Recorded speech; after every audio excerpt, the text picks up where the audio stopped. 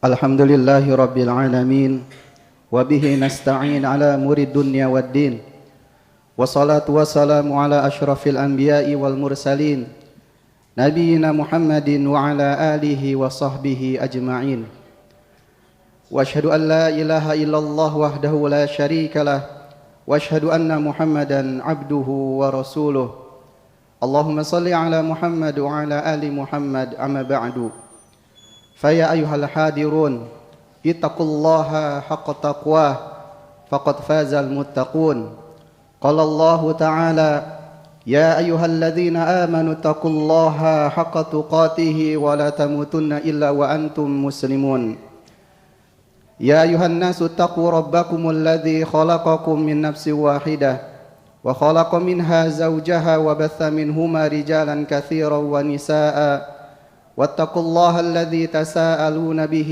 والأرحام إن الله كان عليكم رقيبا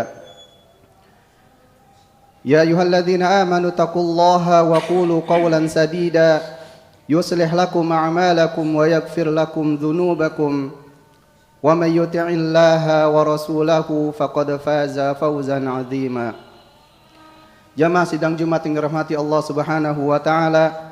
Alhamdulillah kita bersyukur pada Allah Subhanahu wa taala atas curahan nikmat yang begitu banyak pada kita dan nikmat Allah tidak bisa kita hitung. Salat berserta salam semoga selalu tercurah pada Nabi kita Muhammad sallallahu alaihi wasallam, pada keluarganya, para sahabatnya dan orang-orang yang mengikuti beliau dengan baik hingga akhir zaman. Jamaah sidang Jumat dirahmati Allah Subhanahu wa taala, sekarang kita berada di musim kemarau dengan panasnya yang sangat membakar dan tidak sedikit pula dari panasnya matahari ini bisa membakar hutan atau yang lainnya yang menyebabkan kebakaran, dan tidaklah Allah mengirimkan tanda-tanda kuasaannya kecuali agar hamba-hambanya menjadi takut dan kembali pada Allah Subhanahu wa taala. Wa ma nursilul bil ayati illa takhwifa, dan tidaklah kami mengutus atau mengirimkan tanda-tanda kebesaran kami kecuali agar hamba-hamba kami takut pada kami. Jamaah sidang Jumat yang dirahmati Allah Subhanahu wa taala, dan musim kemarau dan juga musim semi atau yang lainnya dari musim-musim yang ada di muka bumi ini termasuk tanda-tanda kebesaran Allah. Allah taala berfirman, "Inna fi khalqis samawati wal ardh wa ikhtilafil laili wan nahari la ayatin li ulil albab alladzina yadhkuruna Allaha qiyaman wa qu'udan wa 'ala junubihim wa yatafakkaruna fi khalqis samawati wal ardh rabbana ma khalaqta hadza batilan subhanaka faqina 'adzabannar." Allah taala berfirman di surah Ali Imran, sesungguhnya di dalam penciptaan langit dan bumi, silih bergantinya siang dan malam, sungguh terdapat tanda-tanda kebesaran Allah bagi kaum yang mau memikirkan, yaitu orang-orang yang senantiasa berzikir pada Allah Subhanahu wa taala, mengingat Allah Subhanahu wa taala baik dalam keadaan berdiri, duduk maupun sambil berbaring. Dan mereka memikirkan tentang penciptaan langit dan bumi tersebut. Wahai Rabb kami, sungguhnya Engkau tidak menciptakan hal tersebut secara batil atau sia-sia. Maha suci Engkau, maka lindungilah kami dari azab api neraka. Jamaah kaum muslimin rahimakumullah, ayat yang barusan kita bacakan merupakan panggilan dan suruhan bagi kita untuk memikirkan tanda-tanda kebesaran Allah Subhanahu wa taala. Dan salah satunya adalah musim kemarau dengan panas yang sangat yang kita hadapi sekarang. Setidaknya ada beberapa pelajaran yang bisa kita ambil dari ayat yang barusan kita bacakan. Yang pertama, bahwasanya panas yang kita rasakan sekarang di muka bumi ini pasti mengingatkan kita akan panasnya keadaan di akhirat kelak, yaitu pada saat kita di padang mahsyar. Rasulullah pada suatu saat, pada saat beliau safar, pernah memerintahkan untuk menunda sholat zuhur agar suasananya lebih sejuk. Kata Rasulullah sallallahu alaihi wasallam, "Idza ishtaddal harru fa'abridu bis-shalah." Apabila panas matahari sangat terik, maka tundalah sholat sampai dia agak sejuk. Washtaqat naru, maka api neraka mengeluh pada Allah, mengadu pada Allah Subhanahu wa taala. Dan dia berkata, "Ya Rabbi, wahai Rabbku, akala ba'di ba'don, sebagian dari diriku memakan sebagian yang lain. Fa'adzina laha binafasaini, maka Allah pun memberikan izin kepada neraka jahanam untuk bernafas sebanyak 2 kali. Nafasin fis syita wa nafasin fis saif. Nafas yang pertama itu nafas pada musim semi, dan yang kedua nafas pada musim panas. Wa huwa asyaddu ma tajidunahu minal harri. Itulah nafas jahanam, itulah yang kalian dapati pada saat kalian mendapati rasa panas yang sangat di musim kemarau. Demikian juga yang kalian dapati dari dingin yang sangat dingin yang terjadi di musim semi. Jadi keduanya baik panas maupun dingin merupakan siksaan kelak di yaumul akhir. Jamaah kaum muslimin rahimakumullah. Berkaitan dengan panasnya matahari dan dikaitkan dengan api neraka yang jauh lebih panas, maka salafun saleh, pendahulu kita dari para sahabat dan juga tabi'in yang lainnya, banyak ibrah yang bisa kita ambil dari mereka. Di antaranya Syaddad bin Aus al-Ansari radhiyallahu an, apabila beliau mulai masuki tempat tidurnya, maka rasa kantuk dan ingin tidur itu hilang. Dan beliau berkata, Allahumma ya Allah, sesungguhnya neraka, panasnya api neraka telah menghilangkan tidur dari diriku. Maka dia pun berdiri, bangun berwudu, kemudian dia sholat sampai datang waktu subuh. Pernah juga Umar bin Abdul Aziz radhiyallahu an, rahimahullah rahmatan wasi'ah, sholat mengimami manusia dengan membaca suratul Lail, wal laili idza yaghsha, sampai ayat fa anzartukum naran talazza. Maka kata Allah, aku peringatkan kalian wahai manusia dengan api nerakaku, yaitu api neraka jahanam yang menyala-nyala. Maka Umar pun tidak sanggup melanjutkan bacaannya karena dikuasai rasa takut dan rasa sedih, dan rasa takutnya dia terhadap neraka dari ayat yang dibacakan tersebut, sampai Umar bin Abdul Aziz memilih untuk membaca surah yang lain. Maka kita hendaklah meneladani rasa takut dari salafun saleh terhadap panasnya api neraka, dan kita bertakwa pada Allah Subhanahu wa taala. Pelajaran kedua jamaah sekalian dari ayat yang kita bacakan tadi, yaitu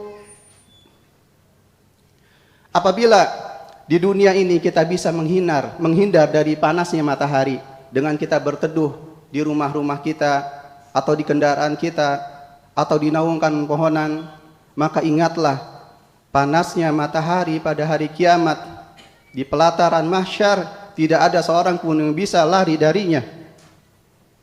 Rasulullah sallallahu alaihi wasallam pernah bersabda, "Tudna syamsu yaumal qiyamati minal khalqi hatta takuna minhum kaqadri mil." Didekatkan matahari oleh Allah Subhanahu wa taala pada hari kiamat kepada manusia sampai jarak antara manusia dengan matahari itu sekitar 1 mil. Perawi hadis ini sampai bersumpah, aku tidak tahu yang dimaksud mil ini adalah masafah, jarak 1 mil. 1 mil itu kalau bangsa Arab sejauh mata memandang di daratan, itu 1 mil. Atau kata beliau perawi hadis ini, yang dimaksud dengan mil adalah alat yang digunakan untuk bercelak. Berarti sangat dekat. Dan ada benarnya pada saat dulu orang-orang tua kita mengatakan bahwasanya nanti hari kiamat matahari itu 1 jengkal. Dan ini harus kita yakini jamaah sekalian, bahwasanya matahari kelak akan dekat di atas kepala-kepala kita. Dan nanti manusia akan diliputi oleh keringatnya berdasarkan amalan mereka, kata Rasulullah. Ada yang terendam sampai kedua mata kakinya, ada yang terendam sampai lututnya, ada yang terendam sampai di atas pusatnya, dan ada yang dikekang atau diliputi oleh keringatnya Maka sahabat yang meriwayatkan berkata, fa asyara Rasulullah sallallahu alaihi wasallam biyadihi ila fihi. Maka Rasulullah mengisyaratkan dengan tangannya ke mulutnya. Maksudnya keringatnya tersebut sampai mencapai mulutnya. Dan semua tergantung dari amalan yang dilakukan oleh hamba-hambanya. Jamaah sekalian rahimakumullah, jika seperti itu keadaannya yang sangat menakutkan, matahari begitu panas dan diliputi oleh keringat, semua manusia dikumpulkan dalam keadaan telanjang, belum disunat, tidak memakai alas kaki, maka hendaklah kita meningkatkan ketakwaan kepada Allah Subhanahu wa taala dan berbanyak ketaatan. Dan hendaklah kita berusaha menjadi orang-orang yang sukses meraih naungannya pada saat di hari tidak ada naungan kecuali naungan Allah Subhanahu wa taala. Jadi pada saat Allah dekatkan matahari 1 mil, ada beberapa amalan yang bisa kita amalkan yang bisa menjaga kita dari teriknya matahari dan kita berada di bawah naungan Arsy Subhanahu wa taala, di bawah naungan Arsy Allah Subhanahu wa taala. Yang pertama yaitu pemimpin yang adil. Kalau kita diamanahkan jadi pemimpin, maka kita berusaha untuk adil agar mendapatkan naungan Allah. Yang kedua, seorang pemuda yang tumbuh di atas ketaatan pada Allah Subhanahu wa taala.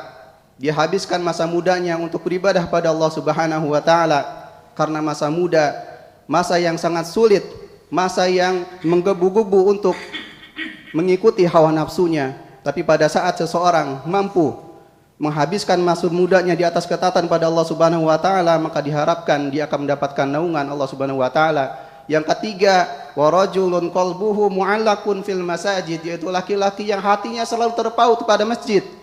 Pada saat dia selesai sholat, pulang ke rumah, hatinya ingin lagi kembali ke masjid. Terus hatinya bergantung pada masjid seperti lampu yang digantungkan di atas langit-langit. Dan ini juga diharapkan bisa mendapatkan naungan pada hari kiamat. Kemudian amalan selanjutnya itu 2 orang yang mencintai karena Allah, bertemu karena Allah dan berpisah karena Allah. Jadi pertemanannya, persahabatannya dibangun di atas agama, dibangun di atas kecintaan pada Allah Subhanahu wa taala, bukan karena duniawi atau urusan bisnis. Kemudian amalan yang juga bisa mendatangkan naungan pada hari kiamat yaitu kita menjaga kehormatan kita.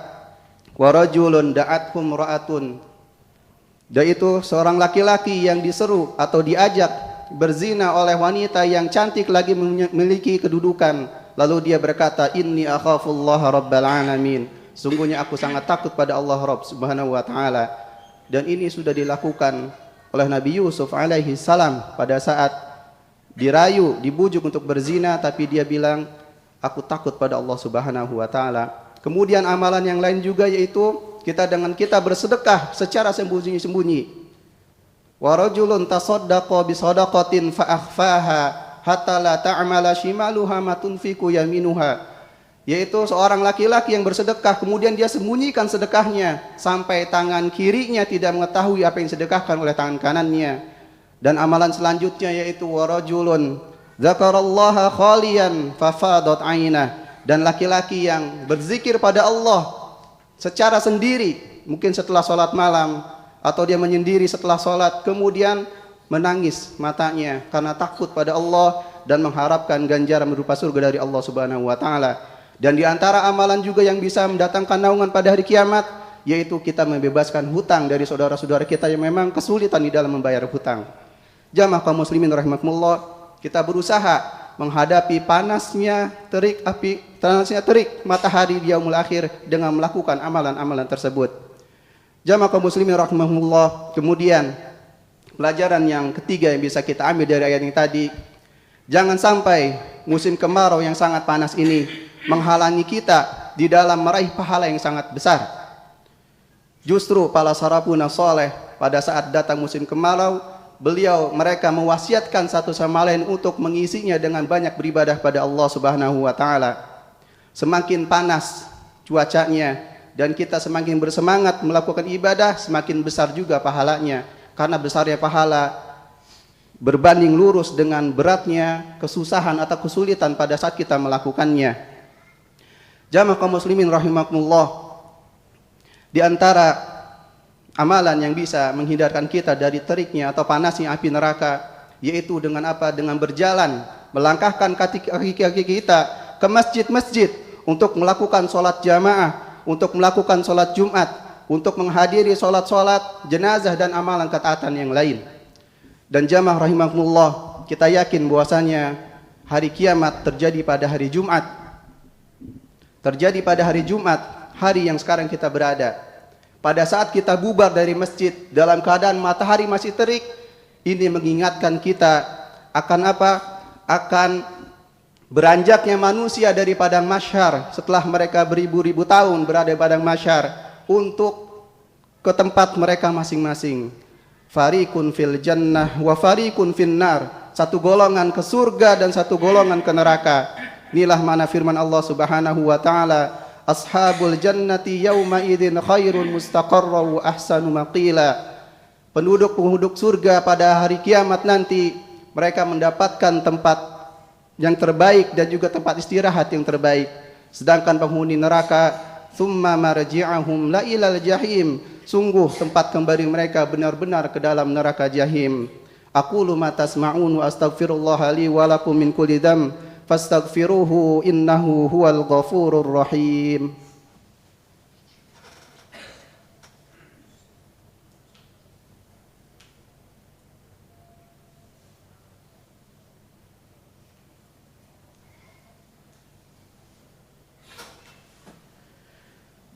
Alhamdulillah wassalatu wassalamu ala Rasulillah Muhammad ibn Abdullah wa ala alihi wa sahbihi wa man wala.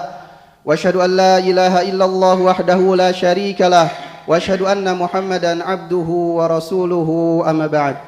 Jamaah sidang Jumat dirahmati oleh Allah Subhanahu wa taala.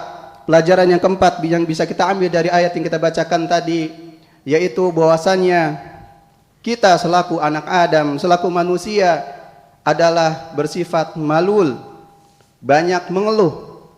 Dan itulah yang Allah sifatkan kita dalam Al-Quran, zalumun jahul, yaitu kita banyak berbuat zalim dan banyak melakukan hal-hal yang bodoh. Di antara bentuk kebodohan yang kita lakukan sebagai manusia, kita selalu mengeluh dengan kondisi cuaca yang Allah takdirkan pada kita. Yatamannal mar'u fi sayfi syita falamma jaa syita'u ankarah. Seorang itu mengharapkan pada musim panas, dia mengharapkan datang musim semi. Pada saat musim semi itu datang, dia ingkari, dia enggak ridho. Fahuwa la yarda, dan dia tidak ridho bihalin wahidin, dengan satu keadaan. Begitupun kita, saat musim hujan kita mengeluh, pengennya musim panas. Allah kasih musim panas, kita juga mengeluh, pengennya dikasih musim hujan. Qutilal insanu ma akfarah, celakalah manusia, alangkah kufurnya dia. Maka kita berusaha sebagai seorang mukmin yang berusaha menjadi mukmin bijaksana, tidak banyak mengeluh, tapi kita musim panas ini kita hadapi dengan banyak beramal soleh. Sebagaimana yang sering diwasiatkan oleh para salafus soleh, hendaklah kalian berpuasa di hari-hari yang sangat panas untuk menghadapi hari yang panas pada saat kalian dikumpulkan di padang mahsyar. Dan hendaklah kalian melakukan sholat 2 rakaat di kegelapan malam untuk menghadapi gelapnya alam kubur. Demikian juga Umar pernah mewasiatkan pada anaknya Abdullah agar dia melakukan puasa di hari-hari yang sangat panas. Demikian kita berusaha menghadapi musim panas ini, musim kemarau ini dengan banyak bertakwa, berzikir dan beribadah pada Allah Subhanahu wa taala. Dan pelajaran yang terakhir jamaah sekalian yang bisa kita ambil dari 2 ayat yang kita bacakan tadi, bahwasanya matahari yang sangat besar Allah ciptakan dan sangat panas terik mataharinya itu, bahkan bisa sampai membakar. Dengan kebesarannya dan panasnya tersebut, dia tetap sujud pada Allah Subhanahu wa taala, khusyuk pada Allah Subhanahu wa taala dan menghinakan diri pada Allah Subhanahu wa taala. Matahari yang kita saksikan dengan terik panasnya, dia sujud di bawah arsy ar-Rahman setiap harinya. Pernah Rasulullah sallallahu alaihi wasallam bertanya kepada Abu Dzar pada saat matahari telah tenggelam. Abu Dzar ditanya, Atadri aina tadhhab? Apakah kamu tahu wahai Abu Dzar, kemana matahari ini pergi? Kemudian Abu Dzar menjawab, Allah wa rasuluhu a'lam. Allah dan Rasul yang lebih mengetahui. Fa innaha tadhhabu hatta tasjuda tahta al-'arsy. Sungguhnya matahari ini pergi sampai dia sujud di bawah arsy. Fayasta'dzinu fayu'dzanu laha. Maka matahari pun mohon izin pada Allah. Untuk apa? Untuk kembali terbit dari timur ke arah barat. Terus seperti itu. Dari timur tenggelam di barat, dari timur tenggelam ke barat, sampai nanti ada waktunya dia bersujud pada Allah, namun Allah tidak menerima sujudnya. Minta izin untuk bisa terbit dari timur, namun Allah tidak izinkan. Maka dikatakan pada matahari, kembalilah kamu dari tempat kamu datang. Maka terbitlah matahari dari barat. Inilah pengertian atau tafsir dari surah Yasin. Wasyamsu tajri li mustaqarril laha dzalika taqdirul azizil alim. Dan matahari yang dia berjalan beredar pada orbitnya, itulah ketentuan Allah yang maha perkasa lagi maha mengetahui. Jamaah kaum muslimin rahimahumullah, lantas apa yang menghalangi kita sebagai manusia, makhluk yang kecil? Apa yang membuat kita sombong untuk tidak menyembah Allah, untuk tidak sujud pada Allah Subhanahu wa taala, sedangkan matahari makhluk yang besar, dia sujud setiap harinya di bawah arsy Rahman, sujud yang hakiki pada Allah Subhanahu wa taala. Jangan sampai kita hanya mau sujud pada saat nyawa kita sudah diambil, sudah terlambat. Di akhirat nanti manusia seluruhnya diperintahkan untuk bersujud pada saat betis Allah disingkapkan. Kemudian manusia diperintahkan untuk bersujud, namun mereka tidak mampu. Mereka dulu di dunia diperintahkan untuk bersujud pada saat mereka sehat walafiat, tapi mereka tidak mau bersujud. Dan mereka disuruh untuk ruku pada Allah, tapi mereka tidak mau ruku. Maka kita berusaha peringatkan diri kita juga keluarga kita untuk terus bersujud, salat pada Allah Subhanahu wa taala. Akhirnya kita berdoa pada Allah Subhanahu wa taala agar Allah Subhanahu wa taala mengampuni dosa-dosa kita, dosa orang-orang tua kita, dosa guru-guru kita, dan dosa kaum muslimin baik yang masih hidup maupun yang sudah meninggal dunia. Innallaha wa malaikatahu yusholluna 'alan nabi ya ayyuhalladzina amanu shallu 'alaihi wa sallimu taslima. Allahumma shalli 'ala Muhammad wa 'ala ali Muhammad kama shallaita 'ala Ibrahim wa 'ala ali Ibrahim innaka Hamidum Majid. Allahumma barik 'ala Muhammad wa 'ala ali Muhammad كما باركت على إبراهيم وعلى آل إبراهيم إنك حميد مجيد. اللهم اغفر للمؤمنين والمؤمنات والمسلمين والمسلمات الأحياء منهم والأموات إنك سميع قريب مجيب دعوة القاضي الحاجات. ربنا ظلمنا أنفسنا وإن لم تغفر لنا وترحمنا لنكونن من الخاسرين. اللهم إنا نسألك الهدى والتقى والعفاف والغنى. اللهم إنا نسألك الجنة ونعوذ بك من سخطك والنار. اللهم آتنا في الدنيا حسنة وفي الآخرة حسنة وقنا عذاب النار. وصلى الله على نبينا محمد وعلى آله وصحبه وسلم وآخر دعوانا أن الحمد لله رب العالمين. أقم الصلاة.